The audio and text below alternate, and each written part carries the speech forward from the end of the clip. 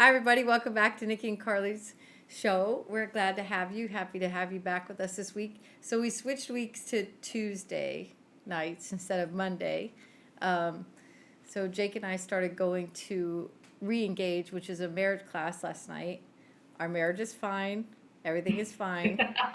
just, just touching up a little bit. It's always good to do those. Like, I feel like even if you've been married 50 years, like, you should still. Can you hear us? Hold, please. What? Are we You need to on? be a little louder. I do? I need to be louder. Nobody's ever said that to me before. You need to be louder. Your mic needs to be able to have more gain. Okay. Not a lot. Just Is that Checking. better? 1, 2, 3. Is that better? less attitude, yeah. Oh, I'll get your less out. Maybe we do need to go to Reengage. Maybe we're about to learn something in this class. Let me learn you something. All right, so. Yes, so we're moving He's to listening to Tuesday us, so I night. can't. But it's funny because you go through like a booklet, and I think it's 14 weeks, and it's like all this deep dive into your emotions and all that stuff. So we'll see. Maybe we do need it, but we'll find out. But they ask you to rate your marriage, like on the entry card, and Yeah. I put 10, and somebody did not. I was like, oh, maybe I'm not on board with everything. Well, apparently we're not on the same page. Maybe I'm the problem. I'm about to learn something, like you just said. But That's so funny. yeah, so there we are. But how are you? How's your week? Oh, you had a wreck day today. I've had a wrecked week. Oh my gosh. Like, okay. So I'm driving home tonight and I'm just tired. Like, I've had such a horrible day, right? Like, I'll get into that in a second, but I'm like, man, I just feel like the devil is just attacking me. Like, what in the hell? I'm like, maybe I do need to do the podcast tonight because tonight we were going to do our God stories and change it up a little bit and just kind of go off, just go off Easter. We were supposed to do it last week, but we got to talking about We did. everything We else. got way too distracted last week. So we were That's the gonna work do of the devil, distraction. really, I honestly, right? So Hmm. then this week has just been like the devil has just been attacking me. It's crazy. So hold on, let me tell you where it starts. First, our washer goes out, so we had to buy a new clothes washer. And then um, that was a whole ordeal, right? And then they were supposed to come, they didn't come. Like I took off work and everything, waiting around for it to come, didn't come. So like, oh, like I would go pick it up. Like they wouldn't let us pick it up. It had to be delivered. And so that came in today. Luckily, that was the one Nice. good thing about Well, today. you were worried if they could get down your road with their truck. Were they able to get down the road? Yeah, so yeah. Sorry. Because What? our driveway is really long Really and long, like half an acre long.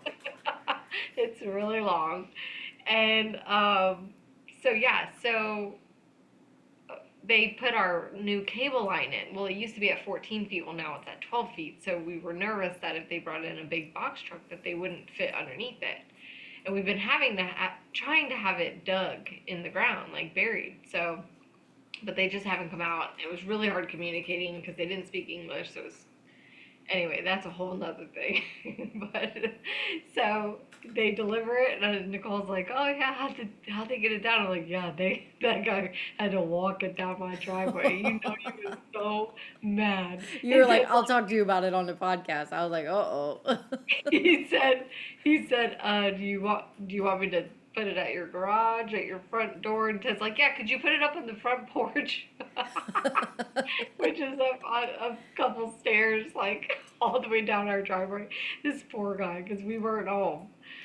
Oh, you weren't home? Mm-mm. Was it just No, one guy? I don't know, but he came and delivered, and Ted was like, he is like, yeah, we're here to do your delivery, and he's like, ugh, I'm not home. Oh, So no. yeah, so they had to walk the heavy washer down the driveway, which is very long. I felt bad. My son is gonna know what that feels like because he's gonna walk out the old one to the garbage. So yeah. And then so then today, I'm all excited. We have a new house that we're painting down at the beach. So we're all excited about this, being at the beach. It's gonna be so nice, the weather, just being on the beach. Well, we get there and the paint is like peeling on the house. So now I'm Oh, like, man. oh, this is turning into a disaster. And then of course there's rust everywhere, so we have to do that. Like there's just a lot of like repairs. So it was kind of like, okay, like totally being attacked here. I'm still gonna enjoy my beach. Like, devil, you are Right. not stealing my joy.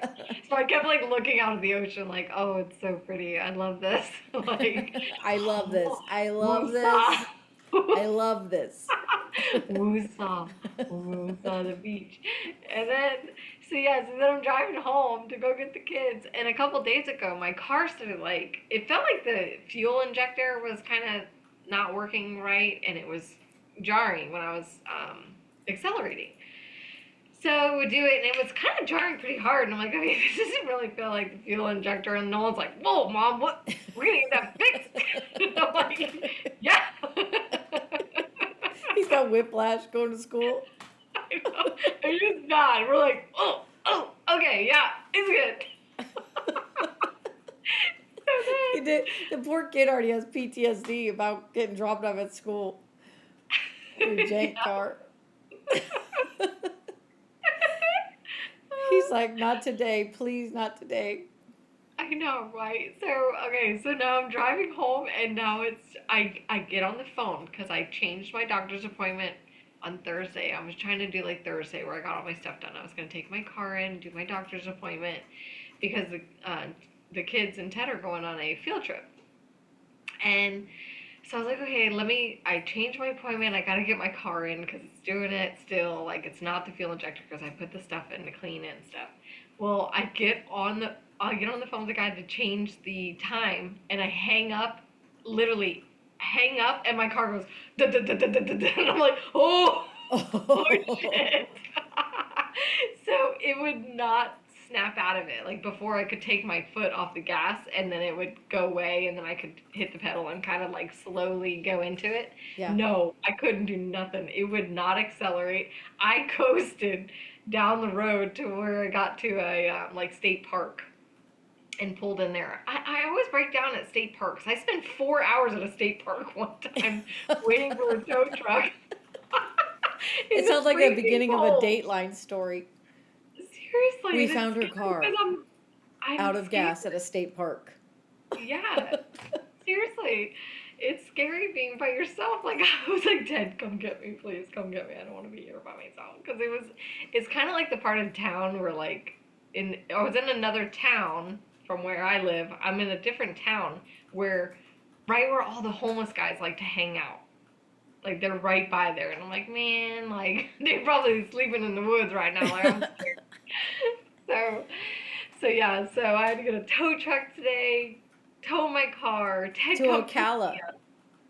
Yeah, I had to get my car towed to Ocala. Yeah, just for an hour and a half tow, it's $412. Just FYI.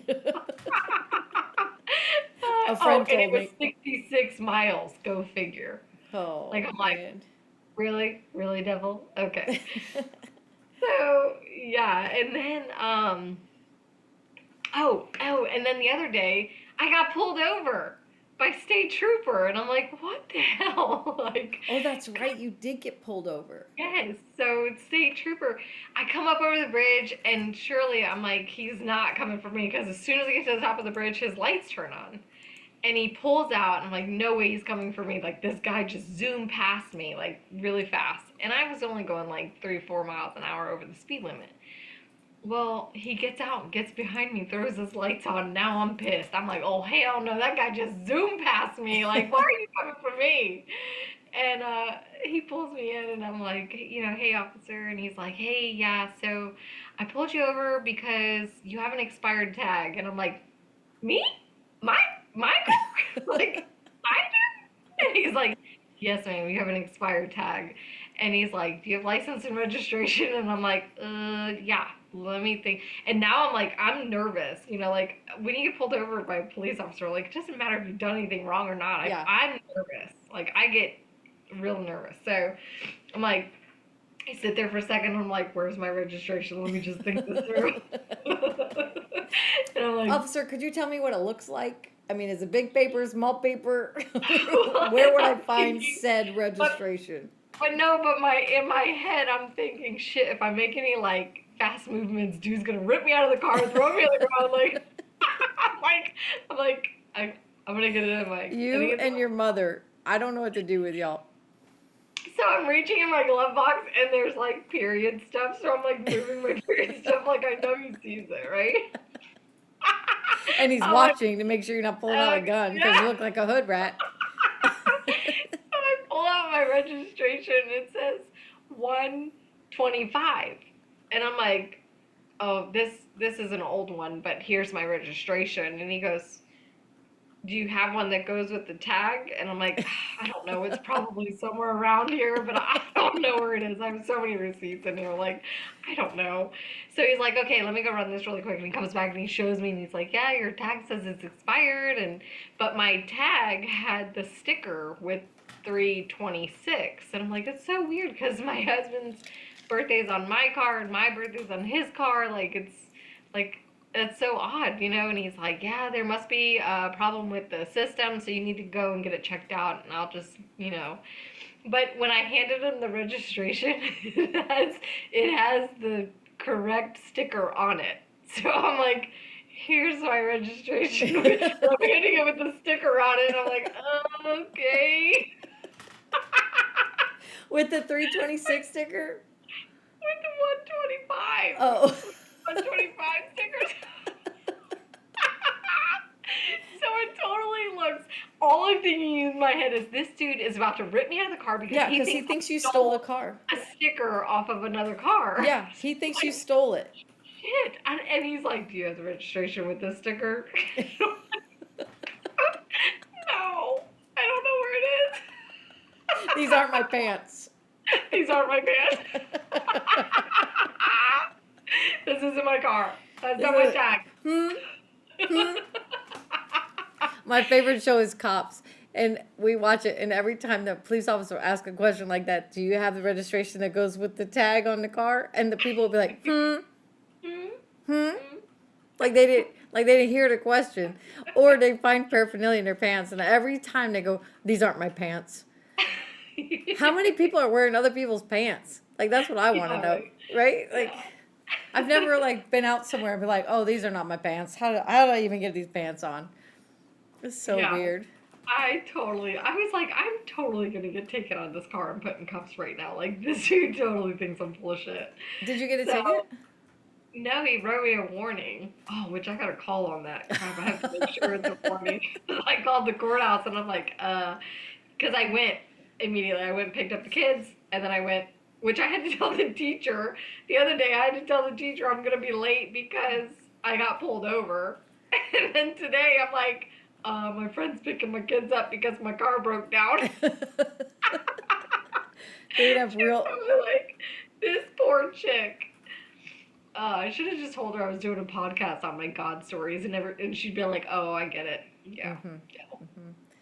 I didn't have anything like that this week. I'm so tired. I had to turn my light down because my eyes are burning. Like they're. It doesn't look like the light is turned down. Straight burning. Straight burning. It doesn't look like your light's turned down. I know. And why am I so pale? Like your light is really bright. Maybe you should turn it down a little bit more. Don't mess Why with are it. you attacking me? The podcast is gonna go off. Don't mess with it.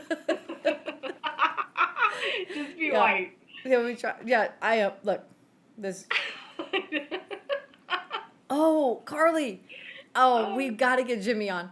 I was at a party this weekend, and the grandfather's name was Peepo. No shit, Peepo. I was like, yes, that is an awesome. Like, what's up, Peepo? Like, I'm like, What's up, that's people? That's how we're gonna talk to our okay. cousin Wait, now. yeah. Anyway, so yeah, so we've had a fun week. It's been busy. We Yeah. gosh, we've done all kinds of stuff. So so I did buy this new comforter for my bed, and I was gonna redo my room. And then last night, so I walk in my sleep a lot and talk in my sleep a lot, and I have these 4 pictures on my wall. I think I've told you that before, and they're all the same picture. They came from a hotel room. I didn't steal them, like Carly steals cars. But they have like all the same seashell in them. Well, when I get up to sleepwalk, I see that as I get out of bed, and then I walk. And then by the time I get to the door, mostly, sometimes to the kitchen, I go, oh, I'm home. And so last night, I probably walked 3 times last night and woke myself up and looked at like, oh no, I'm home.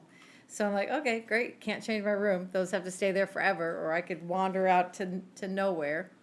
Yeah. So last night I was just laying in bed at 3 o'clock, like, surely it's got to be like 6. And I looked at the clock, I was like, oh, it's 3. Like, I you've hate got to go that. back to bed. I hate It's that awful. feeling. And then the night before, Emily ran her last college race this past weekend. And she's super excited about it because, I mean, she's been running since middle school. So she's been running every day, 5 a.m. practice, most of her career. And she's like, I'm done. I'm done running. So she ran her last race. Well, I wrote a super mushy letter to her about how proud I was of her and stuff. Literally cried myself to sleep. Probably didn't go to bed till like 1:30 the night before because I was just bawling my eyes out. And she's like, thanks. Yeah. No, you're like, that's it. I Yeah. like bawling my eyes Yeah. out, and that's it. That's all I get. So Thank my eyes are still swollen from 2 days ago. And she's like, thanks. And then she said tonight, she saw the pictures I posted. She's like, she calls me her biggest op, which I think it means fan. And that's what I'm Is going to it? go with. No, no. It's the What? opposite. Like, Oh. I guess it means like I hate her. She's like, why would you post these pictures? You hate me. You hate me. No. You did post a picture of her with a bloody nose. Like, that was kind of wrong. She pointed that one out too. I was like, captures the whole I mean, part of the letter. I get it because, you know, it was tough and hard times, but that was kind of a gruesome picture. I mean, listen, but I was super proud of her. I mean, it's been an amazing journey for her. So it's pretty exciting to see her move on. And then Haley finished her last college class. God, I know. this That's girl, so I cute. mean, she's freaking amazing. She graduated in 3 years with a 4.0 from Alabama, all while having a baby and getting married. Yeah. Like, who does that? Who does that? Who does that? She's like a genius. Bruh. She's like and she started her own business, and she's Yeah. just killing it at life. I'm just so proud of her. Yeah. So pretty excited for her. She I don't think she listens to this, so it's fine. I don't think she has time to listen to our podcast, but it's okay. She probably doesn't. No, But she has a I mean, 2-year-old. she really is amazing. Like, you really do have a really good daughter-in-law. Yeah. That's awesome. I know it's a huge blessing to have a daughter-in-law that you love and care about, and that fits well. So it's really been fun. And then we went to a draft party this weekend. It was super fun. Talk Yeah. about proud of somebody. Man, I'm proud of that kid. He just worked so hard, and just to see Yeah. him come through high school and go through college and just be able to like come to his career. It was just so Yeah. fun to be there, and I just I can't didn't say know enough he was about him. there with you. Yeah, we were there with them, and we were there for a couple hours, and yeah, he ended up signing as a free agent for Tampa Bay. So we're Yeah, pretty that's excited for him. Yeah. Yeah. Aw. But Well, yeah, you had a very exciting week. yeah. I feel like I just got beat to shit. What the hell? Well, and I think How do it's you funny short end of because this thing? so when we started our podcast, our husbands were like, "Don't like tell everything right away." And we're like, "We're fine. We have plenty of stories. We have lots of stuff to tell." And then all of a sudden we're like, "Uh-oh." Like, and so Carly tells me I have to go in public so I can embarrass myself, so we have something to talk about. But which I've been working a lot, which is good. So I haven't really had time to embarrass myself that much, but it's been okay. I think it's behind the scenes stuff that you don't see, like when your computer doesn't start, or video just yourself the whole time, or you do a whole podcast where you don't play any sound, and you video just you. But I think like today, like you said, man, I just didn't feel like it, but I know I needed to do it. So I'm proud of you for coming on. You're like, what are you doing? I was like, I'm in bed. She's like, I know. I'm like, you have like little time to get you know. ready. And she's like, do you have makeup on? I'm like, stop attacking me. Stop attacking me. So I put lipstick on, and this is like that stay on lipstick. So Yeah. I told Jake, I was like, when I wash my face tonight, I'm having red lips. Like I'm gonna wake up like, good morning, like Snow White. I look like Snow White right now. With skin is so white. But yeah, So yeah, go ahead. Do you have so we have God stories tonight.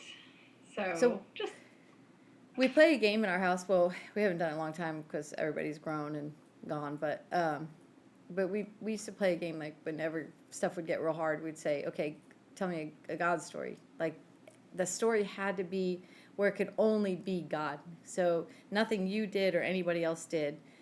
And it was where you just strictly knew that it was God intervening. And so that was kind of fun because it always just reminded you that, this is bigger than us. It's more than what we're about. And, I like the analogy of God's already seen the game end, so we're just watching it. Like when you videotape the football game, he already knows who wins. He wins. Spoiler alert. But, we're just playing the game. So I like that analogy. I think I've told you before when I get super stressed out, I watch Planet Earth.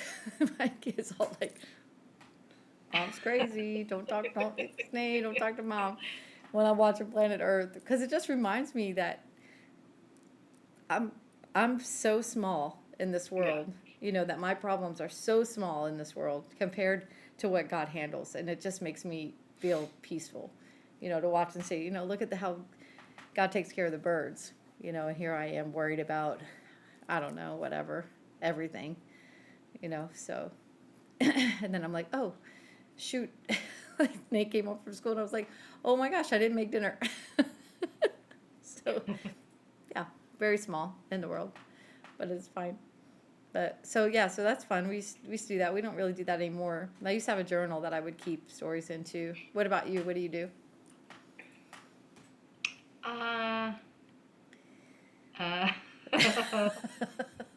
Way to be prepared.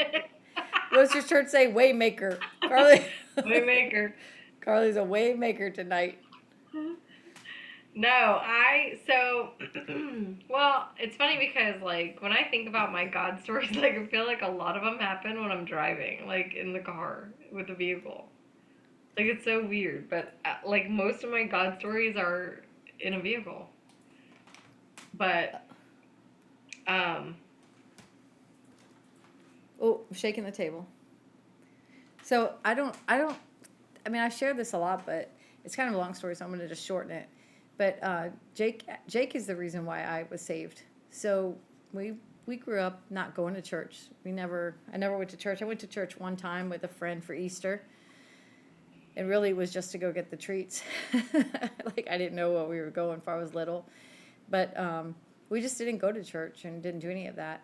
And so Jake and I got engaged. And one day he came to me. I had my dress. Invitations were out. And Jake came and said, I can't marry you. We're not equally yoked. And I'm like, what do eggs have to do with us getting married? Like, if you have cold feet, just say it. Like, why eggs? I mean, I had no idea what he was talking about. Anyway, fast forward. I said, I'll learn about your God, but that doesn't mean I'm going to believe in him. And a friend of mine at the time, her dad was a pastor, and so she had a Bible study for college-age students. And so I started going to that with her and learning and, reading stories and just kind of understanding who Jesus was. And then, I was moving back to Fort Lauderdale, and we were broke up, and it was the wedding was on hold, and it was a hard time, but we loved each other so much that we just didn't want to give up. And so I said, hey, I have to go to a wedding down south. Will you go with me? You know, I don't want to go by myself. And so he said, yeah. And it was around Christmas time also. Oh, first Christmas happened. And my grandfather was dying. And I was supposed to go home to Arkansas with Jake, where his family, every five words is Jesus. So, you know, and I was like, if I hear Jesus one more time, I'm going to throw up. Like, if somebody says Jesus, and it's Christmas. So how do you not say Jesus at a Christian's house on Christmas? So they were like, ixnay on Jesus. Nobody say Jesus.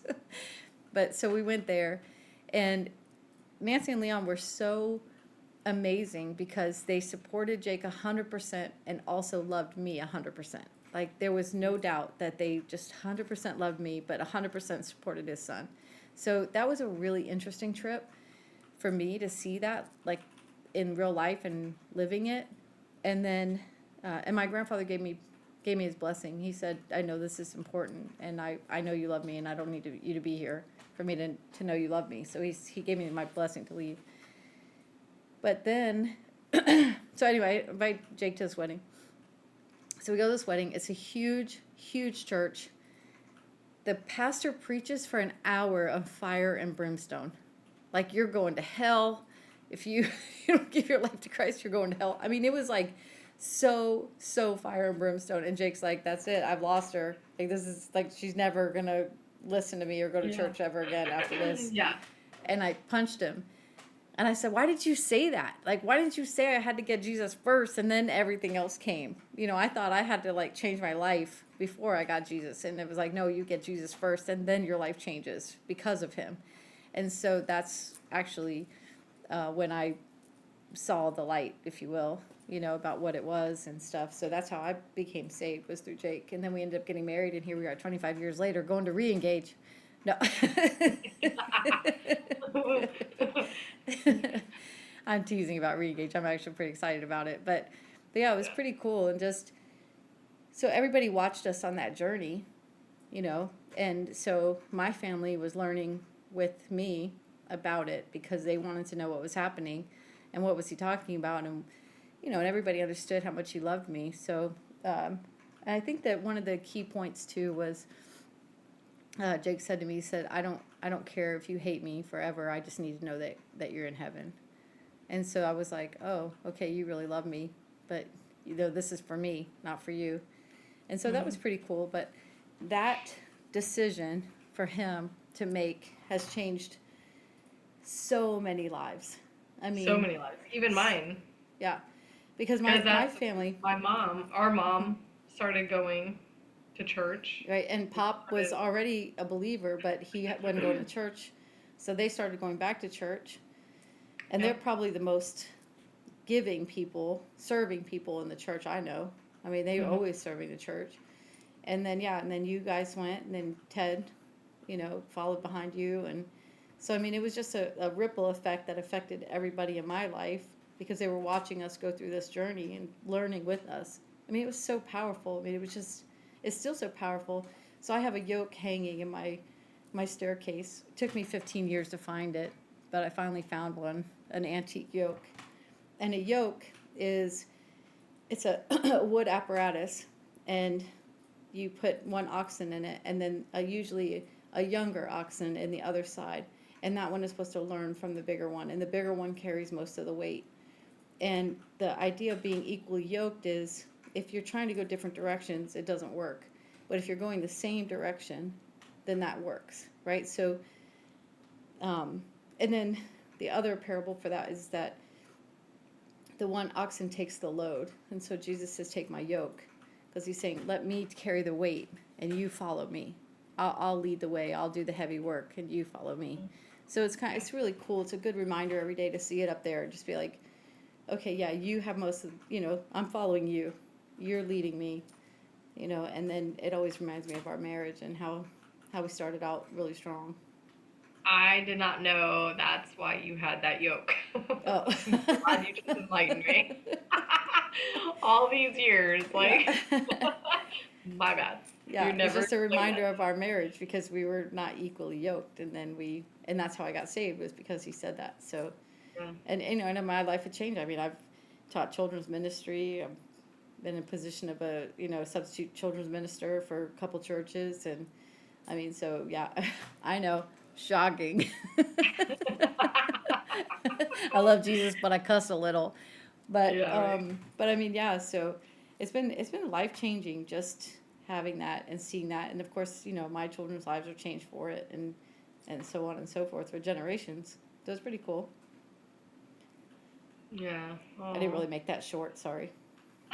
It's fine. It's fine. No, but that's a good story. Like, it's good, because it's important. And I just, I like to see how God plays in your life, too. Like, it's fun to, It's to hard. know. It's Yeah. hard. I mean, when God tells you something, it's funny because a couple years ago, God told me to quit drinking. And I fought him. I was like, I don't have a problem. I don't know why I have to stop drinking. I'm fine. I just drink at home. I drink wine at night. No big deal. I don't drive. I'm not stupid. Not saying I haven't been stupid, but I was like, why do I have to quit drinking? And I fought with God, and God kept talking to me and kept tapping me and kept tapping me. And so finally I quit. And I argued with him for a while, and I'm like, I don't understand. And so I would keep asking God, why do I have to quit? Why do I have to quit? Like, what's the point? What's it going to change? And God audibly said to me, you don't have to know why, you just have to follow me. Basically shut up and do what I'm telling you to do. Mhm. So it's been 2 years since I quit drinking, and 2.5 years since I quit drinking. And I'll tell you, I know why God told me that, because there's no way he could have answered that question in a way that I would have understood 2 years ago. I mean, to see how many lives, I mean, here I thought my drinking was just for me, but to see how many people recognized it and how many people understood that I quit, and they had so many questions of like, well, how did God talk to you? What did he say? How do you hear God? How do you know? And I mean, the only answer I have is like, when God talks to me, he's talking to my soul. I hear his voice, and there's no denying that it's him. One, God will never tell you anything that's not true with the Bible, or that's not holy. But I've had a group of teenagers come up to me and say, Miss Nicole, when are you going to start drinking again? And I'm like, how do you know that I quit drinking? Mhm. Like, you know what I mean? And so just things in life that have happened that if I had been drinking, I wouldn't have been able to handle it in the way that I did. I mean, I had a girl call me. She had taken a lot of pills. She was trying to commit suicide. And had I been drinking, I couldn't have helped her. I couldn't have been Mhm. there. I couldn't have answered that call. I couldn't have gone and helped her. So, I mean, there's been so many huge things that I would have never been able to put into words. I still can't put into words of how many people that affected in that ripple effect. I had my nail girl. We had a good relationship. I would see her, all the time. And I'd go in the nail salon and they'd offer me a drink. And of course I would take it. I'm not going to turn down free wine, even if it was a shit, box wine. But so she offered me a drink and I said, no, I quit drinking. And she's like, what? What? You quit drinking? And I'm like, yeah. And she's like, why? And so I said, and I hear, I'm like, God, please don't make me tell her. Like, this sounds so terrible. Like, it doesn't sound great when you say, well, God told me. You know what I mean? It's like you look like a freak. Yeah. And he's like, tell her. And I'm like, God made me quit. And she's like, what do you mean? God talks to you. And I'm like, all right, slow it down. Like, I mean, she was getting all over me. Like, what do you mean? What do you mean he talks to you? How does God talk to you? Does he talk to you in a dream? Does he talk to you like this? I mean, just grilling me. And I'm like, all right, like this is in the beginning. So, I'm already a little sensitive about it. And now I'm not. But, and then she was like, well, how does he talk to you? And I'm like, I don't know, I just hear his voice. And she was like, can he talk to you in a dream? I was like, I guess. I mean, God can talk to you all kinds of ways. I mean, if he's trying to tell you something, I said, what do you think God is telling you? Because, God will only tell you certain things. And she said, he's come to my dream and he told me to go back to church. And I was like, oh, yeah, that's probably God. Like, yeah, it's probably God. Yeah. And I mean, she was freaked out, like almost shaking. And, I left and I thought she just, grilled at me on it.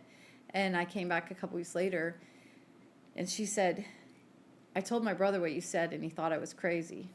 That why would you talk to this crazy lady that was talking to God? And she said, no, he talked to me in my dream. And she said, look, I'm trying to not be emotional, so my voice is shaky, but she said, my whole family is back at church. And she said, I didn't know God could talk to you. I didn't know that he would actually talk to me, that he cared. So she said, so when you said that, she said, I listened. And she said, and now my whole family is back in church. And update on that story, she was getting a divorce with her husband and moved out. And last I heard, she had come back and they reconciled. Oh. Yeah, so I mean, it's like you don't always get to see that seed that you plant, but I was really, really blessed to see that seed and see it grow, and I was like, man, what a blessing for that, you know. But it was super cool. But so I mean, you know, when God calls you, you have to do it. And a friend of mine said in the midst of that, the whole point of that was, she said, "Oh man, I really wish God talked to me," and I was like, maybe not. Maybe not. It's not always fun. Like when God tells you to do something, it's not like, oh, you're going to get flowers today. He's like, this is going to suck, but you have to do it. You know, it's never like an easy thing. You know, it's always like a, really? Like you want me to do that? Like, you know, I can't do that. And so I always have to remember that God doesn't call the equipped. He equips the called, you know, and so it's all the things you have to just that mantra in your head, like, okay, he's going to give me the tools to do this. If he's asked me to do it, he's going to give me the tools.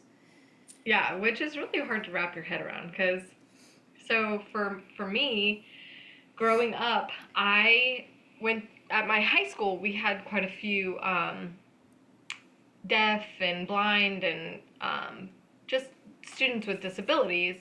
I didn't really have any Down syndrome kids at our school, but I loved to help them. And every day I would walk. I had a blind boy that I would help walk him to his class. And I just loved it. I did. And I grew up loving horses. Like, horses is my thing, right? So, fast forward, I have a horse, and I had to sell my horse to go to college. Well, my horse ended up going to a riding facility for handicapped children. So I would go down and visit him while he was there, and that's where I really fell in love with it. Like, it was just, this is like my love. I love this so much. And so Ted and I would volunteer and go and help when, like, Brooks Rehab would go to a riding facility, and we would go and sign up to volunteer. And if you can ever do that, it is the best thing to do. Best thing like, ever. It just fills your heart. Like, it's such a good feeling for your soul. Just and you to can't be even there. explain it. You can't even explain how these kids react when they get on a horse and how the horse reacts to these kids. And it gives them this power that they just never had. Yeah. And I mean, it's just life-changing for them. It's unbelievable. Every time I can't even fathom how important it is. So great. So we did that, and then I'm like, I really want to have a riding facility for handicapped children. Like this, I want to do this. Like, it is a goal of mine. So Nicole talks to this lady at the restaurant, and she was looking for somebody to come work at her barn. So I was like, great, yeah, sign me up. I'm going to come. So I go, I start working there. Well, it was a jumping barn, and she was going to let me start it up and do a riding facility for handicapped children. Well, being at the barn, it was just too much drama. It wasn't a good environment to start this type of business. Like, there was too much going on there. So I left. Fast forward, Ted and I get married. We have kids. Our third child has Down syndrome. So it's like, okay, God, like, I know what I'm supposed to do. Like, thanks for that. So he totally opened my eyes. Like, this is your job, like your purpose. Now go make something of it.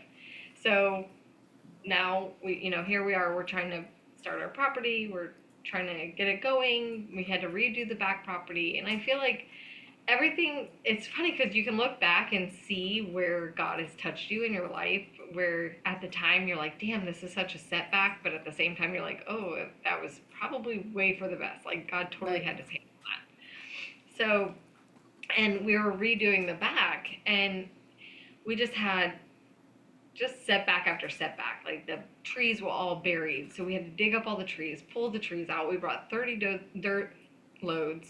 Well, yeah, because, and just kind of explain, because I didn't know this, so I'm just going to explain it to y'all, because you may not know this, but, so when they cleared the lot, they just put the trees and then put the dirt over it. So then, but in order for it to be stable, they had to pull the trees out, which then left these big divots where the trees were, Yeah. right? Well, So you had to yeah, fill so the big back of our divots. property, the back of our property had like little ponds starting where the trees were starting to, go away and the ground Deteriorate. was going down. So it was creating these little ponds. So we had to get all the tree out, fill it with dirt to level it out, and then leveled it out, made swells and everything. Well, we were dumping so much money into this. Like it was just dirt. I mean, and each load is over $200. It was like 225, 250 a load. So we're just dumping money back there, and I'm like, really, like this is all my barn money. Like, man. So I'm like, we're done. Like I don't have any more money. We can't finish the back. We need more dirt. Well, Ted does a scratch off, $5,000. We won. So we finished the back with that money, and it was like, okay, thank you God. Like I know that was totally your hands on that, like no doubt. And then it's funny because you can just see everything happening for a reason and the way it all happens, and it's hard to be in the moment and not be impatient, but at the same time I'm like, okay, like God has timing, everything's in his timing. Like I know what I'm supposed to do, it's supposed to work. And then I met this lady here who went over like everything. She knew all this stuff. I think I talked about this on here. But she had already done all the research for doing a writing facility in this area, but she couldn't do it because she didn't have the property. She didn't have all the stuff she needed, but she had all the brains and the information for it. So I was like, man, I wish, and this is years ago, this is like 4 years ago, and I'm like, man, I wish I could meet back up with this girl. Like, I want to find her. I don't know how to find her. I don't know her name. I only know her first name.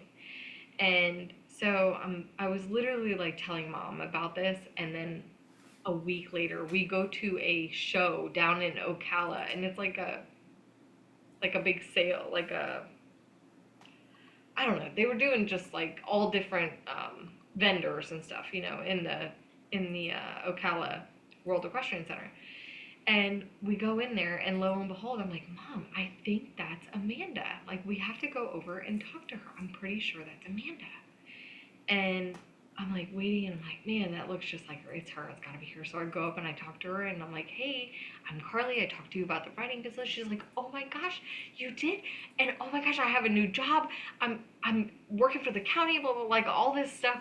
She's just spouting off all this stuff. I'm trying not to bawl my eyes out because I'm like, oh my gosh, I was just praying for this woman last week. Like, Lord, how am I gonna find her? And then here she is, an hour and change away from my house. Like, she wasn't even supposed to be. She's like, this is crazy. I wasn't even supposed to be here today. I just came on a whim. Like, I wasn't even gonna be here. And then, we're talking to her, and her husband does like plumbing and electrical and stuff. And he's like, yeah, let me know when you're ready. I'll come put it in. You just supply the stuff. I'll put it in for free. Just let me Wow, know. that's amazing. Yeah, and I'm like, oh my gosh, like I was literally in there, like trying not to bawl my eyes out. I went over to mom and I'm like, Mom. Mom's not the It best was, person to go to because she's like, "Are it you was okay?" And then you just cry. like I'm getting emotional now, but it was just like, oh God, that was so God's hands on that. It was insane. Well, I remember you were trying to get permits and stuff, and you were super nervous about it, and you were reading all this stuff, and I was like, Carly, God put this on your heart when you were 14.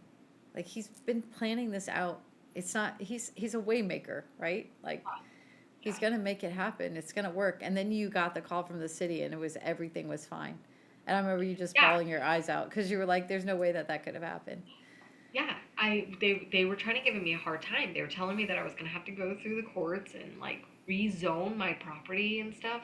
And I was like, no way. And I know, and I met a woman through church that I go to church with that works for the city.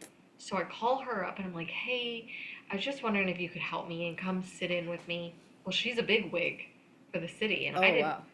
I didn't really realize this, right? Well, I go in to talk to them and totally change their tune. They were like, "Oh yeah, no, we thought you were doing this, that, and the other, and yeah, no, you can go ahead. You have no problems. You can go ahead and start it up. Yeah, no, It's you should have crazy. no problem with any permits, blah blah blah." And I'm like, "Ooh,"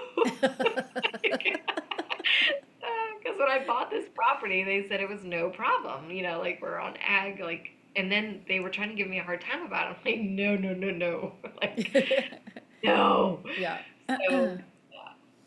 So yeah, God is like in my life all the time and I see it. So like there's no way I could not be a believer. Like I know it's it's funny crazy. because people ask, and you're like, once you see it, you can't unsee it. Once you know God's work, you can't unsee it. And then, I mean, you know, like if I start a diet, I'm eating cookies, right? But if God tells me I'm doing something, I'm like, oh, I can't break that. That's a Yeah. Yeah. that's a different thing altogether.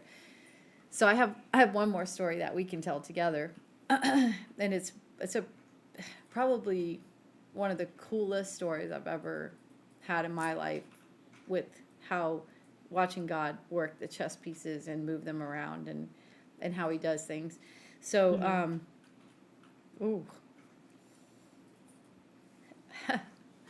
ooh, I'm Getting emotional. emotional this week. Yeah. Ooh. So, so our dad was sick, and Carly and I went to visit him. He had moved to Asheville, North Carolina, and we walked up, and Dad came out to greet us, and we both could have hit our knees. We were like, I did "Oh, hit my knees crying. yeah, oh, you're sick, you're sick. What's wrong?" And he was like, "I'm fine. You're just not used to seeing me as an old man." And Carly and I were like, "No, we know you're sick. You know what's happening."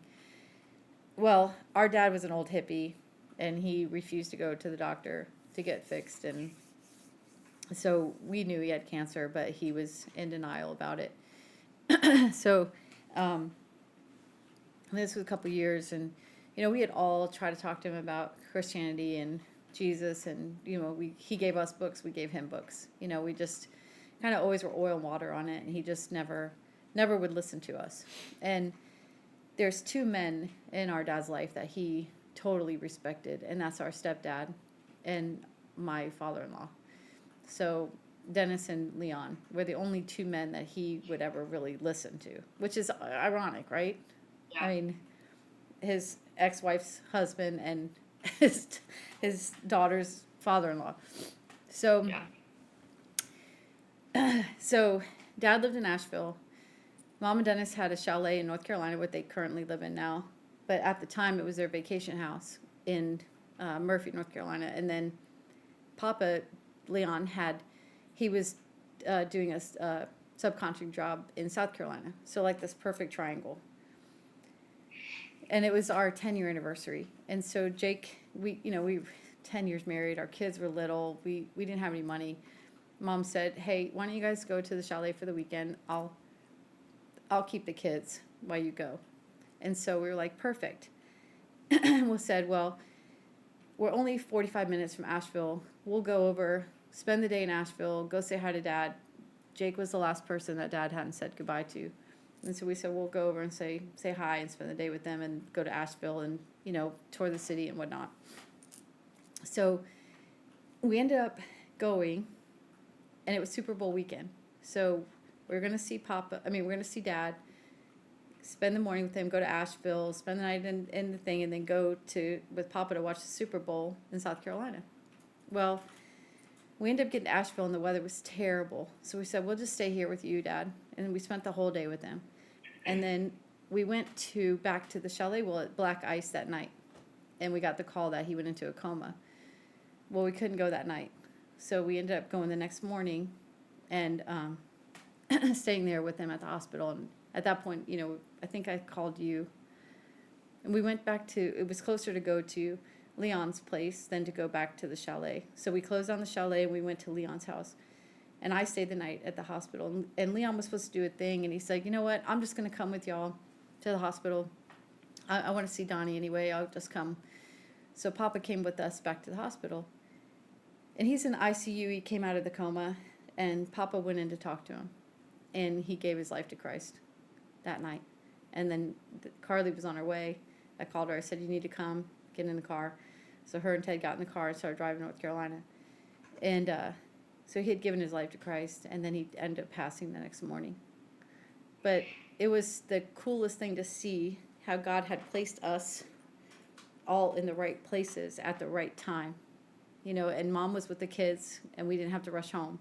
So we could stay there and be with them. Carly came up, got there just in time, you know, so she was there to say goodbye. And, you know, Leon was there in his life to be able to talk truth into him. I mean, it was just such a cool chess game, just to see how the years and how this timing and how we would have never seen it, how we looked at it forward, only can look at it going backwards. It was just the most amazing situation. Carly, your take on that? Yeah, no, it really was, because I remember, I don't know, it was really comforting knowing that I'll get to see him again.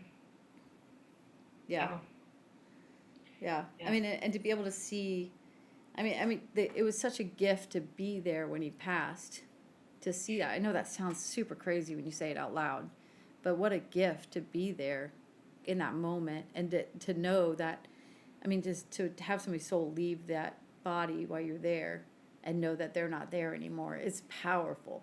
It is Yeah. really, really powerful to see him there and know, oh, he's gone. Like, he's not here anymore. And I think that was super helpful for us too, because, you know, we knew that he was in a better place. We knew that he was gone from that body, in that cancer and in that pain. You know, he was gone from it. So it was super, Yeah, super that was cool. pretty amazing, just to see God's work in that. And yeah, we actually got pulled over on the way there too. I'm bawling my eyes out, and the officer's like, "Are you okay?" And I'm like, "Yes, my dad is dying. We're going to see him." And he's like, "Okay, y'all can have a warning. Just please be careful, drive safe, don't speed." Yeah, because the weather was terrible. Yeah. The weather was terrible. And you guys got there, you drive through the night, got there. And Yeah, it we was drove it was so by. cool because we were sitting, so it was just Dad and I in the room, and he couldn't talk. He had lost all the muscle mass in his face, and so he couldn't talk. He would just moan, and so I'd give him tea, or I'd roll him over, or get him, change him and stuff. So, you know, he would make sounds, and I would know he needed something.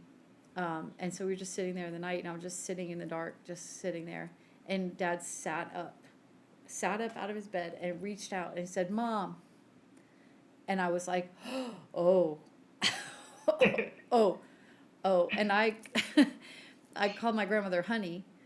And so I knew she was there in the room with us. And I said, "Honey, oh, I know you're here to take him, but Carly's on her way. And it would really be cool if you could just wait a little bit. She should be here shortly. Like, if you could just hold off a little bit longer." And I got there at 4, and then he passed at 7:20. yeah. Yeah. And I like, I'm gonna step out. I'm gonna give you some time with him. I'm gonna be just right outside the door. You just let me know what happens. And I did. I stepped out and I just bawled my eyes out outside the door, you know. But I knew his mom was there, you know, with him. I knew she had come to get him, and I mean, just the fact that he could sat up and reach out and called out to her. I mean, it was just so powerful. I mean, you can't even put that into words. It was just amazing. Yeah. And then, So- and then when Dad passed, it was like 7 in the morning, and we're all standing outside the door crying because they were in getting him prepared, right? The nurses and stuff were in there preparing him, and they asked us the most random question. They're like, "Is there anything on the body that you want?" And we're like, "He's in a hospital gown. They don't have anything. Like, you don't have jewelry or anything." And Carly's like, they're like, "Well, like false teeth or hearing aids." And I'm like, "What the hell are we gonna do with his false teeth and hear like?" No, I'm like, "No." And Carly's like, "Well, he has a false tooth." I should have been like, "Yeah, sure, I'll take him. I can pawn that."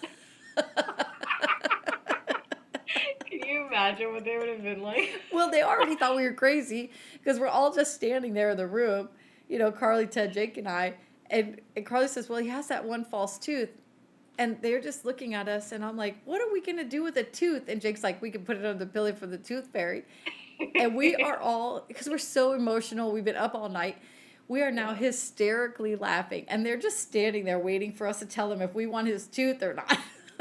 You know, they were like standing there awkwardly, So like, like, and we're crying, okay. laughing, cannot, because we know we also have that condition. So we're like Oh. crying and laughing. So, do you want his tooth or no? Okay, Oh, okay. okay, it's fine. Anything Okay, else? so we step out the door for them to finish up, and here comes the little candy stripe girl with the breakfast, and she's like, good morning," like she just waking up, taking a shower, and she's all fresh, and the lady that's the, I don't know what lady, I she don't know. was She some was some administrative lady, coordinator lady. yeah, and she's like trying to talk to us. And here comes this candy striper, just bebopping up with the tray of food, and the lady is physically going, "No, stop, get away, go away," waving her arms like it's an airplane. We're like, we can see you. Like, it would have been so much easier for you to just say, "We don't need the food here." Like, move, pass on.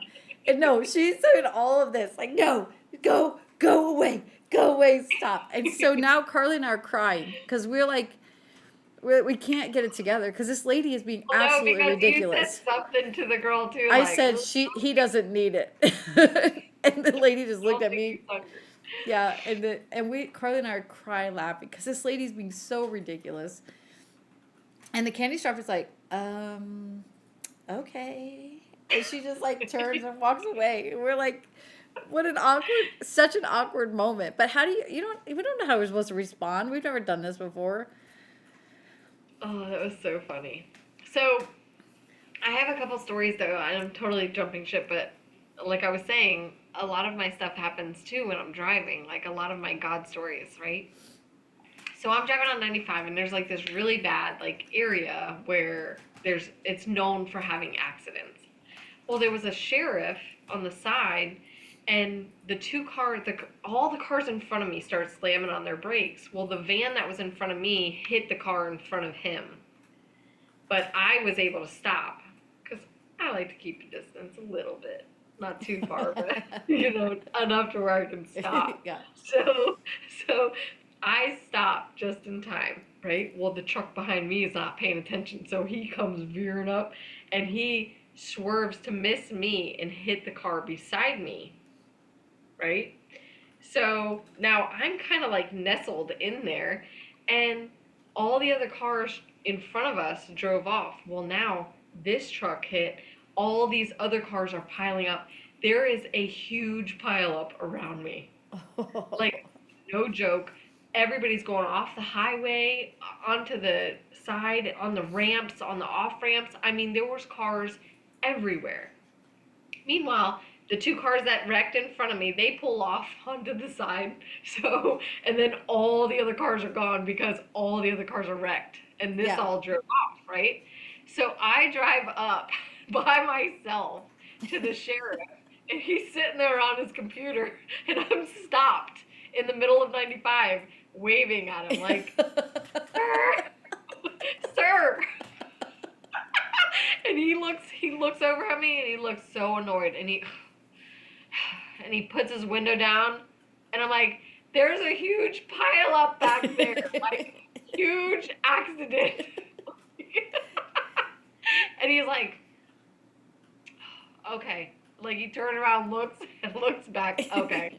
I'm like, oh my gosh, like this guy.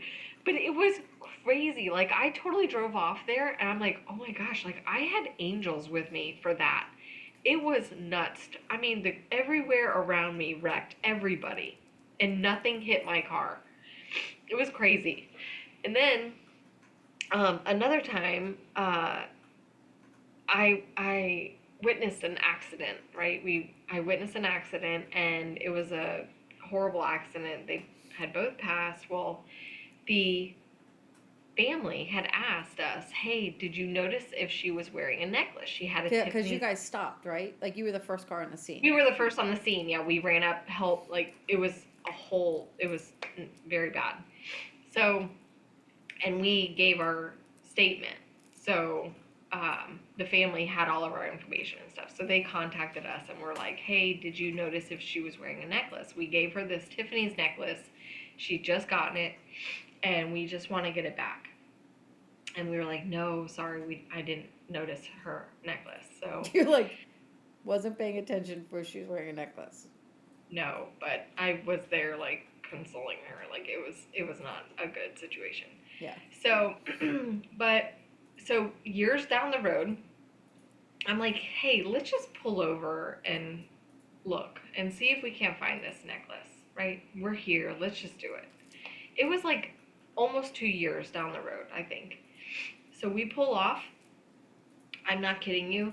The lawn had just been mowed. I look over. On top of the grass blades is a Tiffany's necklace. So weird. It was the craziest thing. I like get goosebumps just I thinking know. about it. Like I'm just thinking about it. I have goosebumps. It was just mowed, and this Tiffany's necklace, we mailed it back to the family. Like, they were so happy, and like, I mean, could you imagine? They're like, how do you even fathom that? 2 years later, and it shows up in the mail. I mean, could you imagine what they were thinking? Like, this is unbelievable. I can't even tell you. Like, that was totally a God thing. Like, that thing was sitting on top of the grass that had been mowed multiple times. Like, I can't believe that it was there. And And you know it must have shown up to their house at the moment that they needed it. They needed, yeah. Right? Yeah, I bet it did. They were, I mean, they were so happy. I mean, they were, but it was so like, because I walked right up to that beast and I was like, oh my gosh. You know you want to just throw up. You're like, I did. Okay. I was like, I'm oh okay. my God. Okay, God. Okay. Like, okay. It was crazy.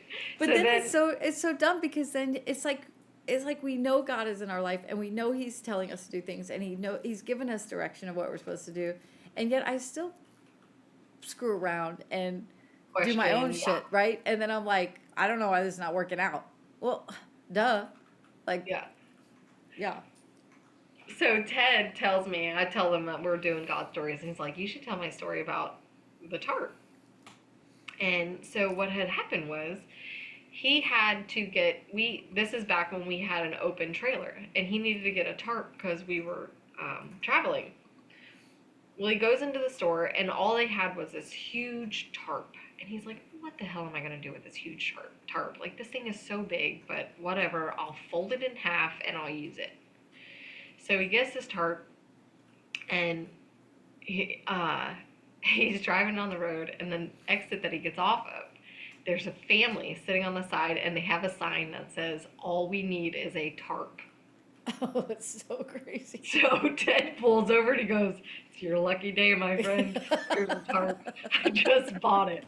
And it was a ginormous one. So he was like, no freaking way. Like, all right, here you are. Here's like, your sign. Here's your sign. Isn't that crazy? Yeah, it's so crazy. Well, and it's funny because like Jake is so sweet and he's so much more giving than I am. I mean, he's just so giving. And I remember, when we were younger and our kids were little, we were eating peanut butter and jellies and changing diapers, right? I mean, just, working. He was working nights. I was bartending, keeping kids during the day. He would work days and then go work nights. And we were just tagging each other through the night just to make ends meet. And I remember one day he said, there was this family on the side of the road and they ran out of gas. So I filled up their gas tank and I lost my shit. Because we had like $15 in our account. And he it literally used all of our money. I think we had like $1.36 left in something in our account after he did that. And I'm like, why would you do that? Why would you do that? And he's like, it's fine. It's fine. It's going to be okay. And I'm like sweating and like, I'm like, well, how are we going to get diapers? And, how are we going to do this? And sure enough, a check comes in the mail, like covers it all. Everything's fine. It was and that's happened 2 times that were significant like that. Jake's grandfather was dying, and Jake had to go because nobody else could lift him and bathe him and do all that stuff. And so Jake's like, I mean, I think I literally had $1 and change in our account. I have the bank statement from that time. I have it tucked away in a box. and we just looked at each other like, because we had lost so many people in those couple years that Back to we, back, yeah. yeah, it was like every 6 months we were planning a funeral or going to one, and we said, you have to go. And he had a work truck, and the work truck had a full tank of gas, and he could fill up as long as he was in his area, his service area with his card. And so I said, well, just go. We'll figure it out. It'll be okay. And so Jake left on that one tank of gas, and he got to Arkansas and was there with his grandfather to be able to help him and clean him and stuff. And Jake shared the gospel with him while he was there. So that was a blessing. And yeah, and then the next day we got a overpayment that we had paid, I don't know, a year and a half prior, that they were like, oh, by the way, you overpaid this. And it came in, and it was enough to get him food while he was there, groceries for me and the kids, and then gas for him to get home. Like, it was just like the perfect amount. And I just thought, every time God shows up, every time we need him, he's like, Yeah, I'm never shy with giving money, because every time, if we are ever in a pinch and something comes up, it always is provided. Like the lottery ticket, like the scratch off. I mean, we that's how we started our business, was with a scratch off. We won $500 on scratch off and bought our first pressure washer. Like, 'cause I mean, it's amazing how God will provide. So I never hold back money. I'm telling you, like, every time when I'm like, oh, I know I can't do this, that's when I'm like, you better do it. you gotta do it. I know, and I'm like, that's my hardest lesson.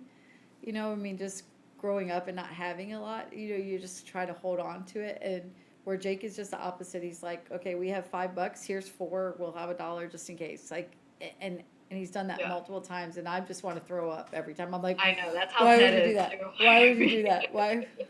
Like, what? I know. And he's like, God'll get us. And I'm like, what? I think he gave us that $5.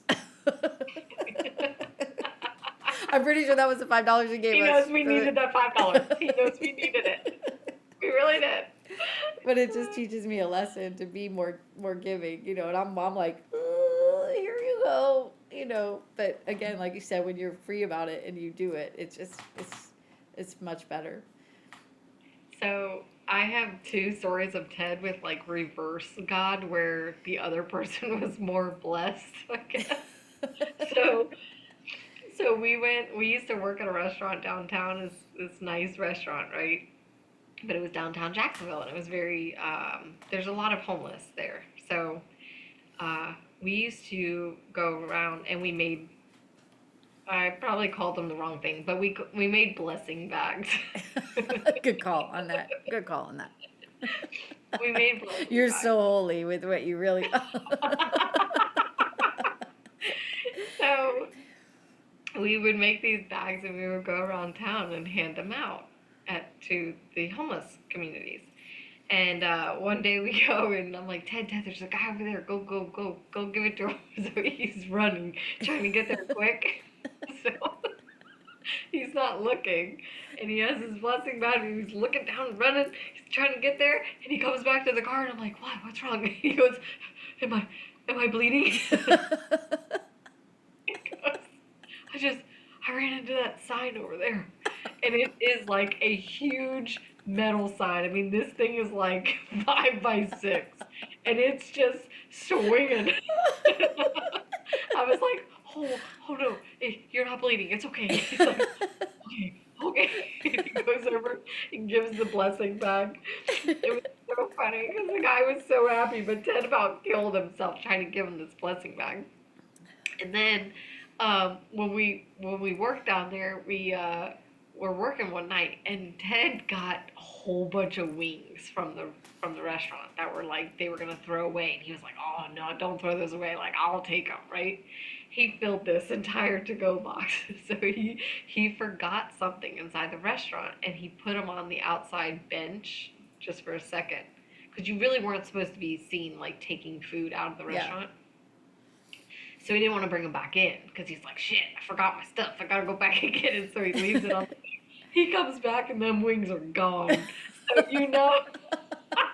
You know, some homeless man's like, thank you, God, thank you. I'm so hungry. I was so I was hungry. so hungry. And he got the jackpot, man. Those wings were so good. You know, it was like, Packed. oh, nobody's around. He's like, this has got to be a gift. This is manna from heaven. Dude, So, I was crying. Like, you know, that guy's so happy right now. so happy. So mom, our mom, I mean, she just has such a servant heart and she's always helping people, but sometimes she gets into trouble because she tries to help people that don't need to be helped. Yeah. I mean, we do that too, but I do too, but yeah, she's done it a lot more than we have for sure. So the other day we're driving and we're going shopping. We had to go get party stuff, and so we're in the parking lot, and we come up and there's this guy walking down the street, and he's just rough. Like you can tell he's an addict, and his clothes are dirty and ripped off and whatever, and his shoes are just like they look like slippers, but they're sneakers. Right? That makes sense. Like they're so ripped and torn and stuff. yeah. And I see her jack her head over. I'm like, shit. Like, You're gonna be yelling out the window, what size shoes do you wear? I said to You're her, gonna be yelling. I said, Judy, did you just size that guy up and you're asking what size shoes he wears and if we could actually get to Target and back to him in time before he turns the corner? And she's like, yes, I did.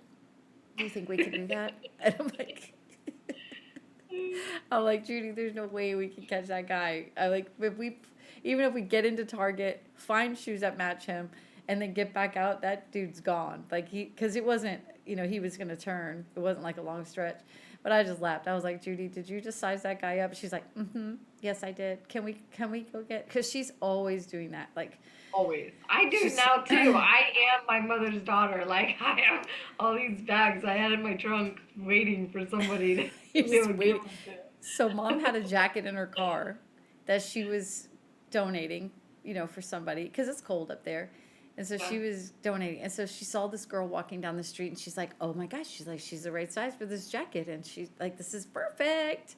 And so mom pulls over and she's like, honey, do you need a jacket? I have a really nice jacket that'll fit you. And she's like, oh, I'm not homeless. I didn't know that happened. I think mom was like, well, it's a really nice purple jacket. You'll love it.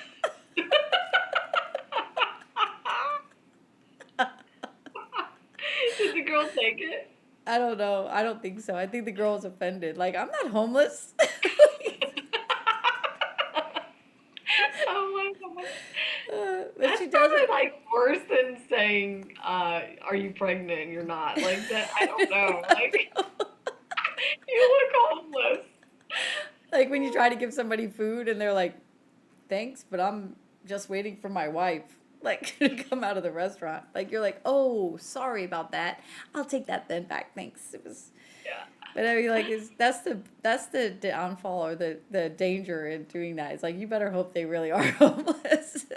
When mom was here a couple times ago, we realized that we both gave the same homeless guy stuff. Oh, Like yeah, she stopped told and me gave- that. Yeah. Yeah. And then But I was, tell it. well, I forgot his name, but anyway, she went and gave him like, I think she gave him clothes and stuff, and then Ted and I gave him food and drinks. Yeah. And then we were like, hey, is your name? And he was like, yeah, it is. And I was like, oh, my mom gave you the clothes and blankets and stuff the other day. And he goes, oh, thanks so much. Like, he's so happy. But I'm like, it's so funny. Like, apple doesn't fall far from the No, tree. it doesn't. I tried to say it dropped and rolled, but every day I'm like, no. And it was so funny because when mom was here, we would go places together and people would just stare at us. Are they twins? I'm like, it's not a circus. Get a look and look away. Like, yeah, we look the same. I get it. We're the same. I get it. Like, move on. It's just, but like when I see myself, I don't think I look like her. And she says the same thing when she doesn't think that I look like her either. Oh, I know. I don't think so either. But when other people see us, they're like, oh, wow. And I mean, they will physically just stare. And I'm like, oh, like, get a good look and move. And so I was laughing with our friend who I told mom, I was like, well, it makes sense because she knew you, mom, at my age, right? Because we went to college together, so she remembers Judy looking like me now. Yeah. So for her, she's like, she told me, she said, you're the only one who doesn't see it. And I'm like, I get that. I totally get that. But it was just so funny because I'll walk by pictures and I'm like, I don't remember doing, oh, that's mom. Like I totally, in pictures, I can see the resemblance, but in real life, I don't. Mhm. But So, I have a story I forgot to tell you about my week too this week. So yesterday I was doing a house and the neighbors, I'm driving off and I'm looking, I'm like, huh, that's weird. The neighbor's house, this is totally off topic, but the neighbor's house at the bottom of the driveway, how people like always run over their sprinkler heads and stuff and they'll put like stones or rocks yeah, yeah, or, yeah. you know, dude put saw blades. On the He had corners of his driveway, legit saw blades in the corners. Like I was like, oh dang, that man said F around and he find said, out. he said, stay off the I yard. know. Stay off the yard. I know. I was like, What oh kind my of shit god. is that? Like, what if I you know, I fell on your called you. You bike? didn't answer. I was like freaking out. Like, dude, that's saw blades. He's serious. Yeah, he's not messing around. He's like, I have changed enough sprinkler heads. Like, I'm done with this shit. Yeah. Who does that? I know. And then last week I forgot to tell you too about Nolan with Oh, we went to he was going to school and him and his buddy were wearing pajama pants and I was like, ooh, Nolan, I don't know if you want to wear those pants because he had like the black and red checker pants. Like, ooh, I don't know if you want to wear those pants. I saw this girl wearing them yesterday and you don't want to follow her suit. Like you're gonna be fired. And he's like, it's fine. I don't care. It's fine. So we show up to school and he goes, uh-oh, this is not good. 50 Phillips is wearing my pants. so the Hello Kitty girl Hello Kitty girl. Yeah, is she has wearing a the same nickname, pants. but yeah. So It now was he's so, got to go all day with the Hello Kitty girl twinning. Didn't they make fun of him yeah. that it was his girlfriend? Well, his buddy I that made was, fun of him that it was his girlfriend. I'm like, oh, you're yeah. twinning. That's so cute. He's like, he's so sweet to me. He won't tell me to shut up, but he was like, really? Oh my gosh, it was so funny. He's First so time. funny. He makes me laugh so hard. I was messing with him last night. He's in playing Xbox with his buddies. And I come in and I'm messing with him and like poking him and go boop boop in his nose. And then he's like talking, he's talking to his friends and I'm going boop boop. He's like, stop, mom.